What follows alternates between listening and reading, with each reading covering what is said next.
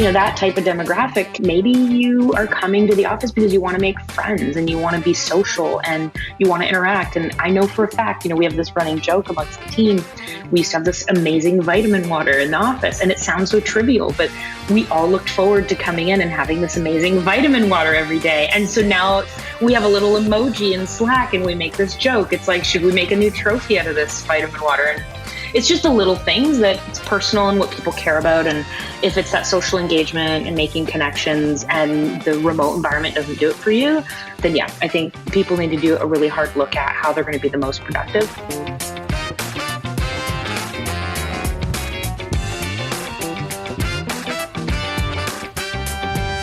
Hi, friends. Welcome to the Sales Enablement Podcast. I'm your host, Andy Paul. Now, that was Daniella Bellaire, and she's the head of sales at Shopify Retail. And in this episode, I talk with Daniella about a range of topics. I mean, first and foremost, we talk about the future of work. I mean, remote work for sales in particular. Shopify was perhaps the first major company to announce the end of what their CEO, Toby Lutke, called office-centricity or office-centric work. And so we dig into what that means for Daniella's team at Shopify, but also what it could very well possibly mean for everyone else in sales. We also talk about changing the culture in B2B sales. And Daniella shares her story about how she was reluctant up front, even before she got into sales, to consider a career in sales because she didn't see anyone that looked like her. And that speaks volumes about the culture of various organizations. We get into the culture that she's building on her team. We also talk about one of my favorite topics in personal development.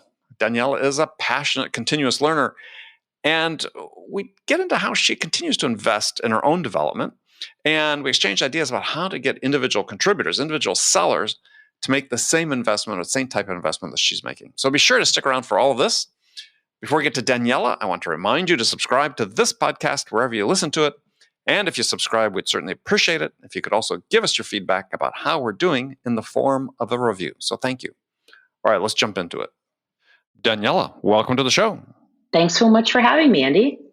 Pleasure to have you. So you've been sheltering in place north of the border, a little north of our border. So where have you been hiding out? Yes, coming in from Toronto, Canada, and I'm in a neighborhood called the Beaches here in Toronto, which is where I live. And it's been great to be able to sort of tuck away in this community in the summertime over here. Yeah. All right. So I'm in San Diego, and when you think San Diego, you think, oh, beaches. Now, Toronto, I tend not to think of beaches. So are you actually like on the lake? Yeah, so I'm about a block away, very fortunate, about a block away from the water on the lake. And I get to go out there in the morning with the dog or go for a swim. They have a beautiful off-leash dog park. And so the beach here is called Woodbine Beach.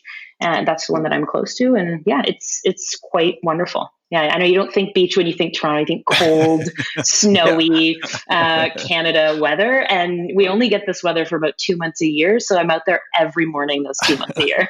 I can imagine. Yeah, I remember my brother once had worked in North Dakota, which is basically Canada. And and yeah, the locals describe the weather as 10 months of winter and 2 months of bad skating. Exactly. Yeah. It's just, It's brutal weather up here, but you climatize. I was speaking to somebody else on the West Coast today, and I was like, yeah, he said, oh, I spent some time in Toronto and I couldn't handle it. And I said, it's because you didn't climatize. You didn't stay here long enough. You get a parka on and you can handle the cold weather and you can take public transit for a couple of years. Yeah. Well, I grew up in Wisconsin, so I'm familiar with all that. So not a big deal. But so when you talk about swimming, now both you and your dog go swimming, or just the dog, or just you? We both do. So not every morning. We don't go every morning, depending on what meetings I have at that day. But he goes in for sure, and I'll sometimes go in with him. And we'll take a swim in the morning, or we'll do a bit of paddle boarding together. We just started doing that. He's very anxious, as am I. So he sits on the front of the board? Yeah, sits on the front of the board and prays that I don't topple us both over. But it's been really nice. And we just, we renovated our home. We moved in here a few months ago. So we got really lucky that, in COVID world, we were able to get our renovations done and move in, because I think it would have been a much grimmer outlook. Otherwise. Yeah, for sure. So I was doing research for this interview. I come across something on your profile that says you are a certified sales leader, not just a sales leader, but a certified sales leader, certified by the Canadian Professional Sales Association. So what is that certification? Yeah, so it's so funny. There's you like definitely did some investigation on my LinkedIn. Some of that stuff has been there for quite some time, but really there's an organization, CSP, and they essentially have coursework and they look for a certain level of experience in like really sales as a craft. And I was able to articulate what I've done over the course of my career. I actually took a course with them at one of my other companies, just being a great sales leader. And they certify you as the sort of sales leader professional or sales professional. So you can do it as an individual contributor or leadership in a leadership role. And this was quite some time ago that I'd done it. So funny that you brought it up. But yeah, it was great. It was one, like, gave a bit of a network and community for me to engage with other people within that network. And two, sort of allowed me to flex some of my muscles and share some of the success I've had in my career and why I should be certified as a sales leader. So, well, which opens the door to the question is, should everybody be certified in sales? Yeah, so it's funny you asked that. The topic of sales as a craft and like being an expert as a salesperson has come up a lot with my team and within my org. And I think, I don't know if it necessarily needs to be a broader external company that's certifying you, but I do believe that there should be some sort of foundational certification in being a salesperson and honing your craft and being great at your craft, and not just as an individual contributor, but as a leader. You should have some of the fundamentals under your belt, because I think, I may be biased here, but my opinion is like we see a lot of salespeople today have a lot of really cool things on LinkedIn, and they toot that they've done all these great things and like first salesperson at a startup, et cetera.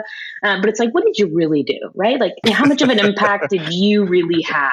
And I want to know. Those are the things I want to know. You sound like me. Yeah, you sound like me. That's my question exactly. Well, I mean, and this issue of certification comes up from time to time, and I guess I was seeing it again recently in a couple of fronts. One is speaking of LinkedIn, there's been some conversation about, there are people posting stuff on here who don't know anything about sales, or what these people believe, that don't know anything about sales. And then sort of combined with that is the whole discussion about, hey, sales, we don't get no respect, right? And so you think, well, great, certification doesn't solve those issues in terms of building the reputation of the profession, but it wouldn't hurt. And also, especially since, and this is a topic you've talked about on other podcasts I've heard you on, is you've continually invested in your own development. And I have written about this as, hey, lawyers in the United States got to spend, I think in California it's 20 or 40 hours a year in continuing education.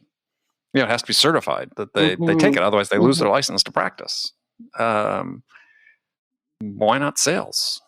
Yeah, I mean, it's a fantastic question. And I know locally here there's so Uvaro is a company a friend of mine had started, and they do sort of sales training, sales certification. There's a bunch of these sort of how to be a good salesperson courses, or foundationally how to learn about sales. But yeah, it would be interesting of like a certification. Again, I call it sales as a craft because I think there's fundamental toll gates in like being a great salesperson that you should be able to exercise. And maybe it could be banded as, here I go, just creating it on the fly. But it could be, years experience in the role or the impact that you had, or how many close won deals you had, and the type of revenue that you brought in, or the markets or verticals you were in. Who knows what that could be, but I mean, I'm not against it. We think about these toll gates, even just internally at my company, we're thinking about creating career pathing. And so that begs the same question, when do you earn the right as a salesperson to progress into the next role, next opportunity, take on more responsibility? And I'm in the process of defining those things. So very similarly, whether it's an internal move or an external move, or you're tooting your horn on LinkedIn, it's Like, what makes you an expert in what you're doing now and gives you the right to go do the next thing? Yeah. So, I mean, my thought would be, and this is another thing that struck me recently on LinkedIn, is that I have this feeling that of the hundreds of millions of people that are on LinkedIn, that roughly over half of them are sales consultants. And it's like, okay, maybe we start certification here, is that people that are selling their expertise in sales, which as a salesperson you are too to your employer, but a little different context is, maybe we need certification there. That'd be the most analogous to lawyers and doctors, and hell, I mean, in the US, I don't know about Canada, but people that cut your hair have to be certified. Yeah, it's true. They need a college or some sort of certification or diploma to do it. That is interesting. That is an interesting concept. It's funny because there's like two ends of this pendulum, and it. It's the people who have done it maybe for a finite amount of time, consider themselves experts, will just go on and start their own sort of consulting gig. And some of them are great. And others not so great, and that's okay. And then there's folks that have been doing this for eons, but maybe don't have as big of a brand because they've been around for a really long time, but have deep-seated expertise, and now they're consulting. And so I think you can argue either way, but I'm definitely intrigued by just the topic of certifying, whether it be sales consultants or sales professionals. All right. Well, your name is now on my list. You're part of the revolution. We'll let you know the next step. Okay, so let's talk about Shopify. And I know there may be a few people out there who don't know what Shopify does. So why don't you fill us in on that? Yeah, for sure. So Shopify is an amazing multi-commerce company and platform. So we help merchants successfully build their businesses from e-commerce, physical commerce, which is my line of business in retail. We sell point of sale system. We also have other product lines across banking, fulfillment, capital, and ultimately we really focus on arming the entrepreneurial SMB merchant to be hyper successful and have access to technology that big companies do to be successful. And we also work with some of the big guys of the world like Lindt, Staples, Gymshark is one of our awesome brands. And so really we're an all commerce platform and loving every minute of some of the cool stuff that we get to do here at Shopify. So you serve both ends of the spectrum. It could be a retailer that has their online component, a bricks and mortar plus their e-commerce, or I imagine you also then support companies that originate in e-commerce. Absolutely. So, in my space, so focused predominantly on our audience, as we call it, is sort of physical brick and mortar retail. So my focus is how do I help physical brick and mortar retailers adopt the point of sale system, but not just that, the full omni-channel experience. So bring them into our e-commerce suite, bring them into point of sale for physical selling. And then how they come to us is totally different. You might have some people who are e-commerce only, like the Allbirds of the world looking to get into physical retail, and they're hyper successful in doing that, or folks that have been traditional brick and mortar looking to get into e-commerce, and we can help with both. Got it. I'm wearing my Allbirds right now. So are you? Okay. They're so comfortable. Yeah, I know. I've got sort of my daily shoe. All right. So you're head of sales North America for Shopify Retail. So how big is your team? Yeah, that's a great question. So today the team is about 35 across 4 teams. So we've got a BDR team, we've got an outbound team that we recently launched in the last 6 months that's been hyper successful. And most of our business is inbound marketing generated, and that makes up the other 2 teams. And so the outbound team focusing on, I imagine, sort of an account-based program.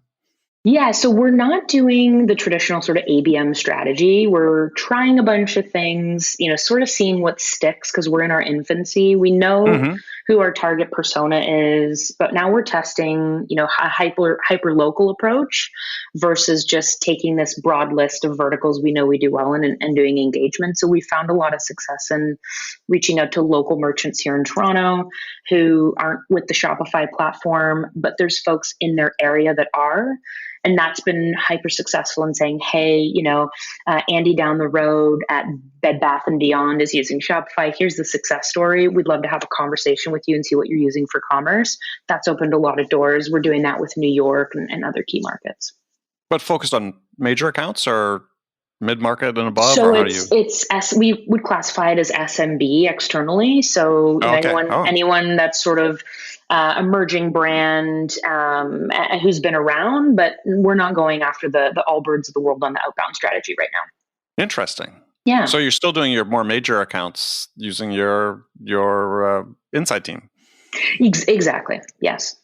Ah, very interesting. Okay. Mm-hmm. So you've gone through this big transition, and I want to start getting into this because back in, March or so, your CEO, Toby Lutke, said, this pandemic sort of signals the end of office-centricity. Mm-hmm. And I should say it more clearly, office-centricity. I made it sound like one word, office-centricity. So what did he mean by that? Yeah. So, I think for as long as anyone can remember, getting work done and doing work was directly correlated to going into your office for the most part and, starting your 9-to-5 day. And we've, especially as a company and personally my experience in any organization I've worked with, we've really tried to optimize the office experience. And, we've added in SaaS, we've added snacks and we've added gyms and, we wanted people to feel good about putting in the time and maybe even staying later. And so we brought catered lunches, and for Shopify, we had a culinary team who was making beautiful breakfasts and lunches for us as a group. There was a kitchen on every floor. We really, as I like to say, zhuzhed it up from an office perspective. There was no expense spared, and it's a beautiful experience, and the offices were world class. And I was downtown at the newest office, and so that was a lot of fun. And even how we attracted talent was, hey, join us. If you see a lot of the startups still do this, hey, join us. We've got snacks. We've got catered breakfasts. Like these are ping pong. Exactly. We've got ping pong and we had all those things. We've got Donkey Kong. And so that became a big piece of culture for not just our company, but a lot of companies. And so we decided as a company to just shake the mold and think about office centricity being not just like this physical place where we show up and we go to work every day, but creating a bigger, broader culture around work and changing to what we call a digital by default or digital by design model. And so a portion of Shopify has always been remote, and it would be our guru land. So our support land has always been predominantly remote. So we knew that this worked. We knew that a portion of our business did this really, really well. Just the commercial teams didn't do it. A lot of the technical teams didn't do it. So I'd say more than 80% of our company was still going into an office, 12 beautiful world-class offices around the world. And so we, as a company, just, and I'll be transparent, the public knew shortly after internally, we knew that this was happening. So, we're a company that likes to move quickly, which I love. We're a company that likes to take challenges and problems head on. And we knew that this pandemic presented a interesting scenario where we either kind of tip tap around when we go back, what that's going to look like, or we just say, our results have shown that we're doing better than we ever have before. The teams have adapted, which they did. And we're going to be one of the first to just recreate what it is to go to work every day. And we're going to do it in this fully digital way. And that's ultimately where we are. And we figured more out since the public announcement, which I'm happy to share. But yeah, please do. Because first question obviously is in the public announcements, it didn't say that this was permanent. Yeah. But has it become permanent? It has. And so I think publicly we've announced since then that yes, Shopify is officially moving to digital by design permanently. So this means if you go to our website right now and you click on careers, you're going to see careers within the Americas or within EMEA. You're no longer going to see a career listed for Toronto or Ottawa or New York or San Francisco. And so our pool of talent has opened up tremendously where people have access to be part of Shopify from across North America and beyond. And so that's really, really cool. And so, we're now looking for the best people all over the world, not just in our core markets or not just where we have physical space. And we've also had to rethink, geographies. So that's the piece about the Americas and EMEA, et cetera. We've also had to Hmm. rethink time zones. Something so simple. How do we get together when now people are on different time zones because we're hiring EST, PST, we're hiring central folks, whereas Right. traditionally my team would have just been on the East Coast. So now we've implemented core working hours, and so our business unit has implemented core working hours from 12 to 4 p.m. Eastern. And so, hey, you own your business, you work your hours per week to get your work done. As long as you're on between 12 and 4 for core working hours, you can log on later at night. You can work later in the day, you can work earlier in the morning. We're really giving flexibility to how people work, where they work, the times they work, and physical geography. So we're also, if you think about historically sellers, you go into the office, it's really great. Hmm. Hmm. You hire locally. Now we're telling our teams, or I'm telling my teams, listen, rethink where you work from. If you got a condo that's 500 square feet in downtown Toronto and it's not working for you for work from home, like it's okay to think about moving outside the city. A lot of folks now are looking to purchase homes outside of the city. And so it's creating a different lifestyle for work for these people. And it's also creating opportunity to travel. So there's a lot of individuals who are going to be going overseas or going down to the States or coming up to Canada and working in a completely different country or province or state and get an incredible new experience while still working for Shopify and working fully remote. Those are things that they weren't able to do with us prior to this new digital by Okay. design. So stepping back to the core hours. So the core hours this is when we're going to do our meetings. Mm-hmm. This is when we're going to do our corporate, I need to talk to you. I'm going to do my coaching in this hour. All these things happen in those core hours, and you will be available. Exactly. Okay. Well, in this whole work from home thing, which is I think from your standpoint is great in terms of the exact thing you talked about, is now we can sort of recruit talent without regard to will somebody need to move to Toronto to be part of the team. So is the company thinking about, take the person with the example of the 500 square foot studio. What if they don't want to move, but they think it might be better to rent a spot at a WeWork? Yeah, and they can do that. So two things we're doing. One is if they don't want to work in that space, great. If they do, we're providing a subsidy. So we're providing a certain amount of dollars where they can just go and totally zhuzh out their office space. So we've given them a sizable nominal amount, and they can go purchase great microphone, a sit stand desk, whatever they need. Right. Right. I got a desk treadmill. I'll make that Amazon plug right there. That was a wonderful purchase. So, you can, whatever you need to sort of make your space work friendly. And then, yes, to your point, there's absolutely opportunity for you to, once restrictions unlock due to COVID, like locally, they can go and work from wherever they like. That's totally their choice. They can get together with peers if they'd like to. We just won't be mandating that we go back to the office to have our meetings. We won't be mandating that we go back to the way that we were before, where you have an assigned desk, right? So there'll be some hoteling options that you can go in, and our offices are being retrofitted to be repurposed in more of a community hub space. So, great spaces to meet with merchants, great spaces to meet with partners, great spaces to meet with your peers. But again, not forced, scheduled opportunities to meet, more as you see fit, more at your leisure.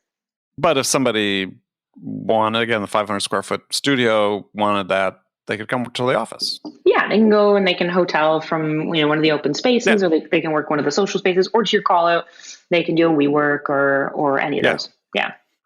So how is this for you? I mean, I know you're still early stages, but obviously some pretty massive changes relative to recruiting, hiring, onboarding, just managing. I mean, what have sort of been the big challenges you've run into? I know you said you transitioned pretty well, but what were some of the unique things maybe you found that you hadn't expected? Yeah, I think it's a fundamental change, even for me, and I don't fully think I've wrapped my head all the way around it. We got lucky with spring, then summer, so I had the opportunity to work outside. I don't know how we're going to react as a group, transparently as a group from a mental health standpoint. And that's on my mind. Yeah, Sales especially with is a 10, tough 10 feet of gig. snow outside. Yeah. Sales is a tough gig. And, you're always working towards a quota and you're always on for the most part. And, we want to make sure that the teams are healthy and they take time to unplug and they're not always, have their laptop glued to them. So those are things we're thinking through. And I know I'm personally thinking through them and encouraging the team. And then, obviously this isn't going to be for everyone, Andy. This isn't going to be that's just the nature of the reality we're in. Not everybody is going to want to work from home. And so I think, it hasn't happened yet. And if my team's listening, I hope they come talk to me. But I would say, I don't expect that we're going to be a fit for everyone long term. And that might mean talent that just, doesn't want to be part of this type of environment, or existing personnel that work for us that say, hey, you know what, I really need to be in an office to be productive. And even this sort of hybrid model isn't for me. And I'd say that that's okay. I think we're going to attract the people we attract based on how we look at digital by design moving forward. And it's going to work really well for us, but it's just not going to work for everybody. So we'll see how it unfolds. Yeah, it's like an additional layer of screening you need to do during interviewing about. Totally. Do you feel comfortable working on your own and remotely? And it is not for everybody. And it's interesting. It's I think also when you talk about sales and you get a lot of people that are younger, and early parts of their career maybe haven't developed, the work habits because they haven't been in the workforce like this. It might be easy to say, oh yeah, I can handle remote, but then it's like, I hadn't learned some of I'm not sure I would have handled it well when I was in 22, 23 years old. I think I needed some of that discipline of going to the office and so on. But, now later I've worked on my own for 20 years. So it's fine. But, people are ready at different points of their life, I think. Exactly. And that's exactly it. And you think to the type of profile, like traditionally our roles have been, folks with either a little bit less sales experience than average, probably coming in with 1 to 4 years of previous sales experience, some with minimal. And, that type of demographic maybe you are coming to the office because you want to make friends and you want to be social and you want to interact. And I know for a fact, we have this running joke amongst the team. We used to have this amazing vitamin water in the office, and it sounds so trivial, but we all looked forward to coming in and having this amazing vitamin water every day. And so now, we have a little emoji in Slack and we make this joke. It's like, should we make a new trophy out of this vitamin water? And it's just the little things that if it's personal and what people care about, and if it's that social engagement and making connections and the remote environment doesn't do it for you, then I think, people need to do a really hard look at how they're going to be the most productive. And I think for the most part, our team has adapted extremely well. We've thrown a lot of curveballs at them this year. And so, I hope to continue that positivity and have that momentum, but I'm also a realist. So we'll see. Yeah. Well, so taking a step back and looking a little bit at your career. So you started as a recruiter. Yeah. So it's funny because, and I always share like my story. I feel like growing up with an entrepreneurial mom and an entrepreneurial family, I was always there with her as early as I could to help sell and be part of the business. And so I feel like I've been selling for a very long time. And then all of a sudden, I don't know why I didn't realize that early on in my career that sales was a thing for me. It took me a couple stumbles to get me into the right path, but I'm glad it did. And so to your point, I started off in recruitment, technical recruitment, and then sort of found my way into sales over time.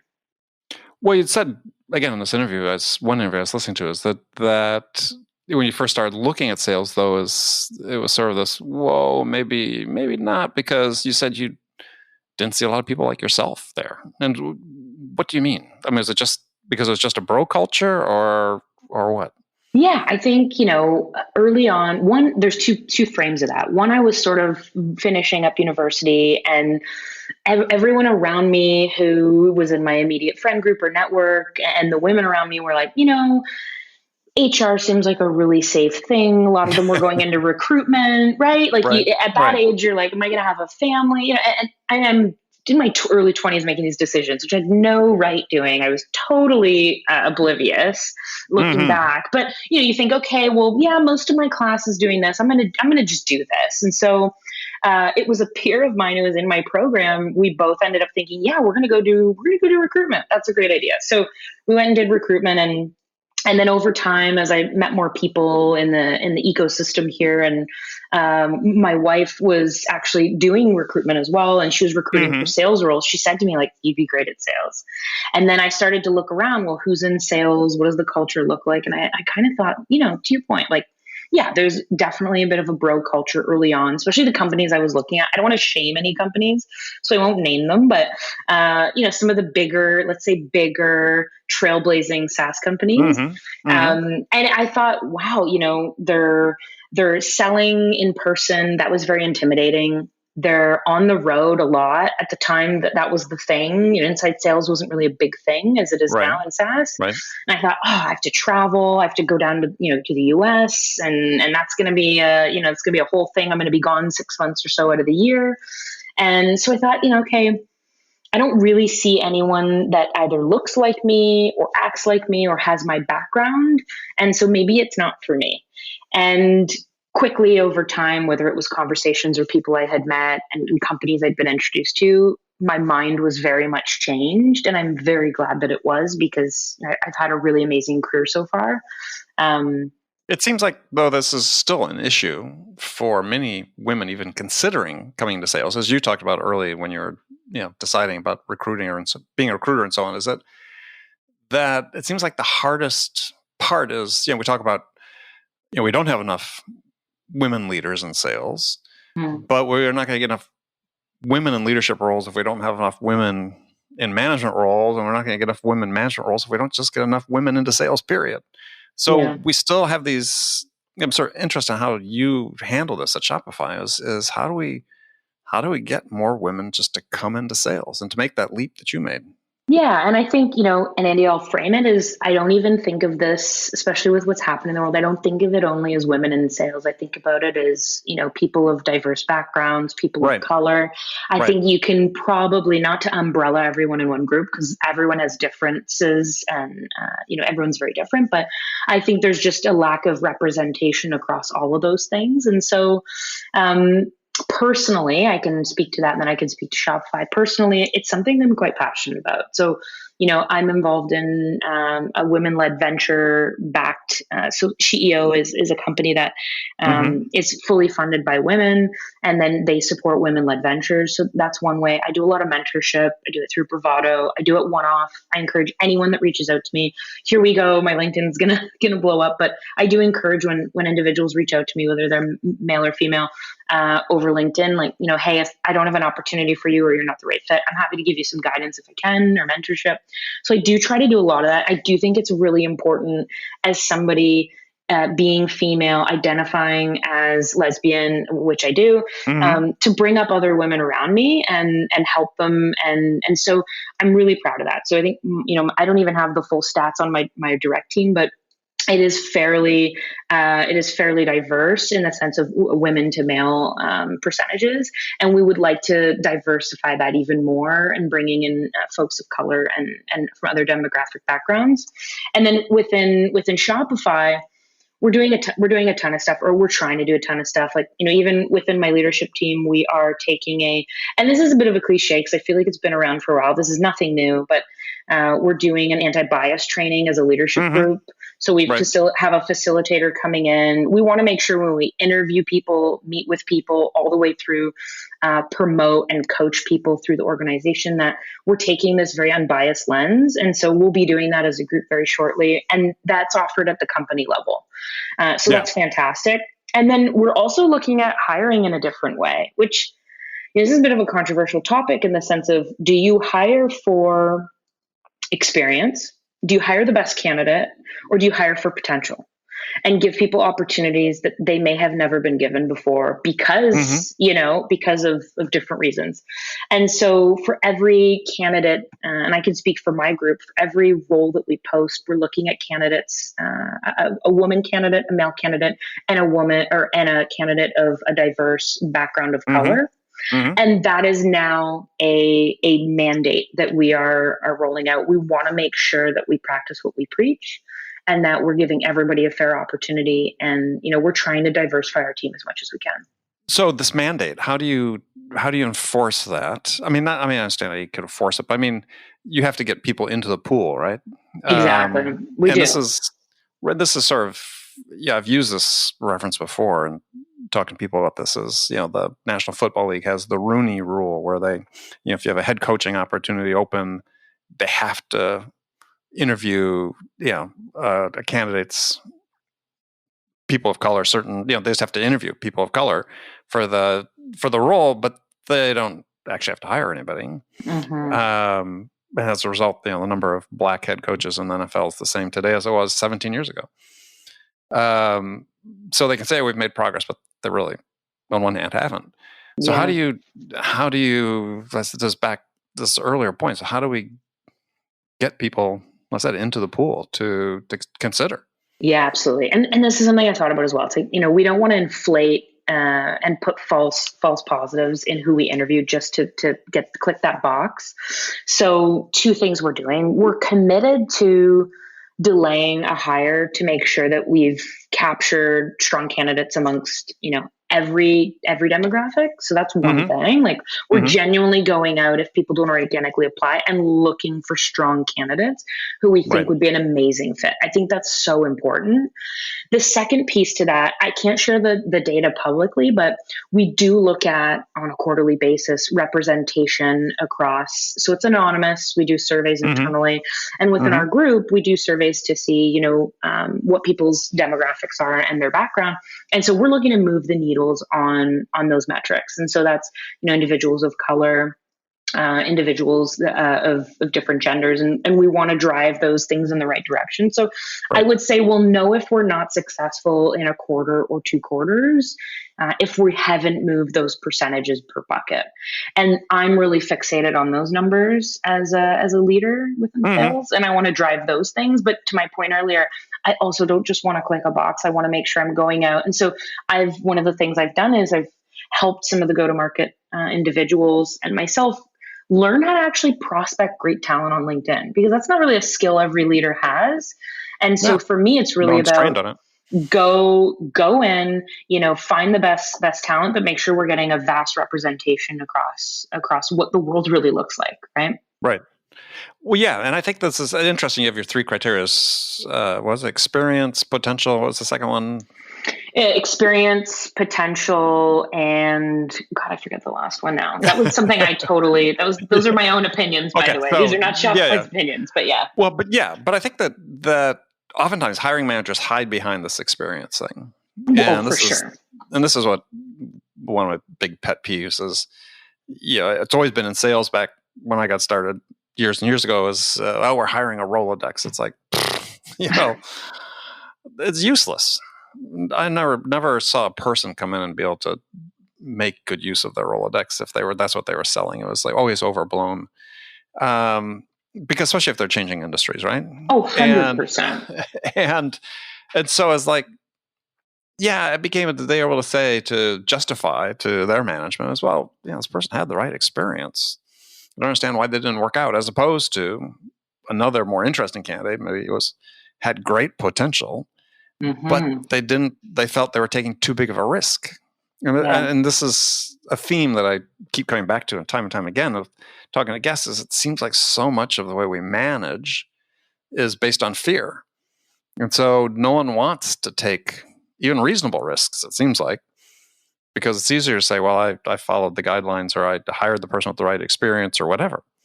Yeah, it's so fascinating because historically, the lens I've taken prior to, I would say, the last 3 years was, we're gonna hire for experience. We're gonna hire the most experienced person. Not exactly to what you called out, Andy, but similar. Sure. They're gonna come in here with a bunch of context, a good network, lots of contacts. They're gonna come in here. They're gonna crush it. And in the last 3 years being in the startup world, and in the last year being with Shopify, my mind has fundamentally changed in the fact of hiring for potential. And that's not to say that's all I do and that's all we do at Shopify. Sure, it's what you're waiting. but we're looking at that and we're weighting that in. And so I would say, there's everyone within my org wasn't just hired because they had the most experience of all the applicants. But, a lot of them were hired because there's a tremendous amount of potential within them.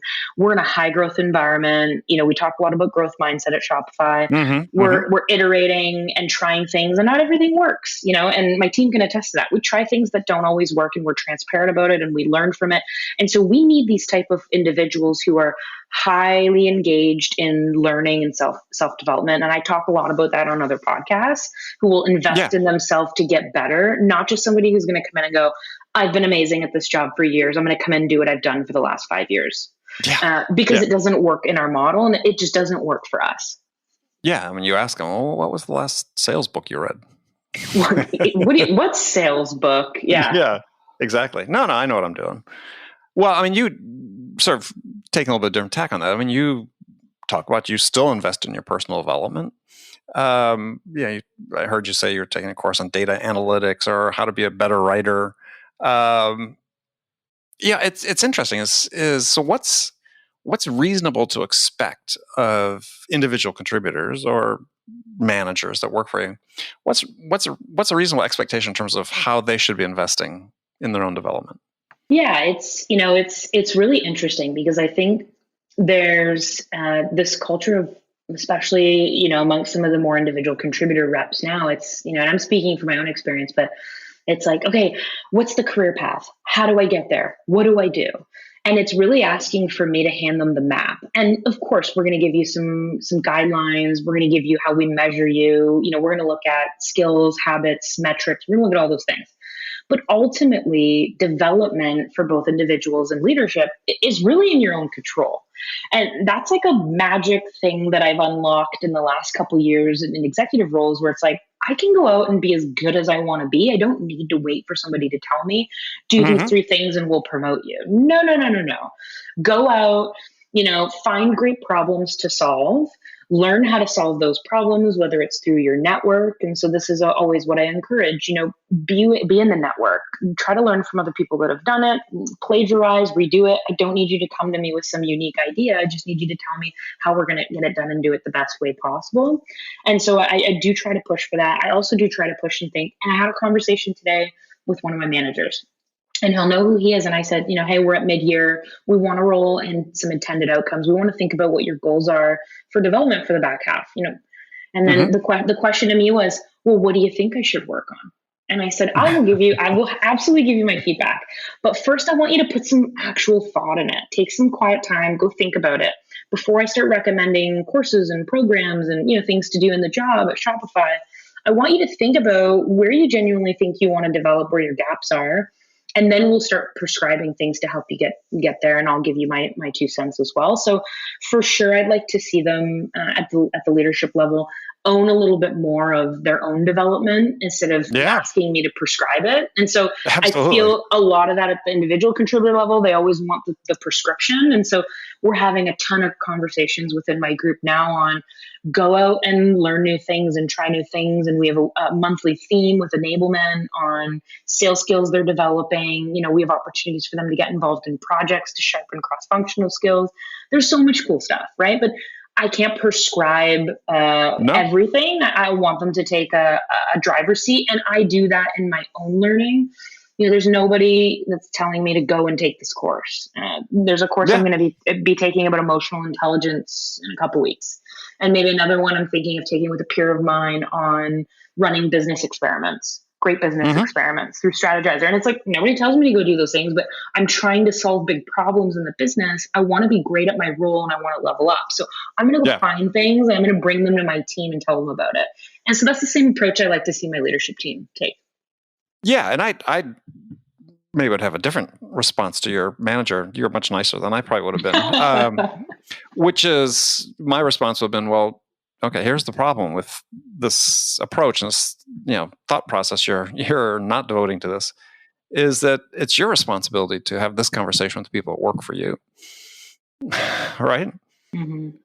So, I mean, it's, it goes all the way down. As you as a manager, you have to work with your individual contributors and say, okay, what are your goals? What are your dreams? What do you want to accomplish? Totally. How can I help you achieve that. So, all right. We're just about to get to the end. I've got a new thing I'm doing on the show, some standard questions. Actually, it's not new. I used to do these for like the first 400 episodes of this podcast, and then we stopped. But now we're coming back and doing these. So sort of some rapid fire questions and answers. So the first one is I'm going to give you 8 word pairs, and you're going to choose one of the words that first comes to mind when I say it. And we'll go through these real quickly, all right? Okay. Here we go. Buying or selling? Selling. Skills or mindset?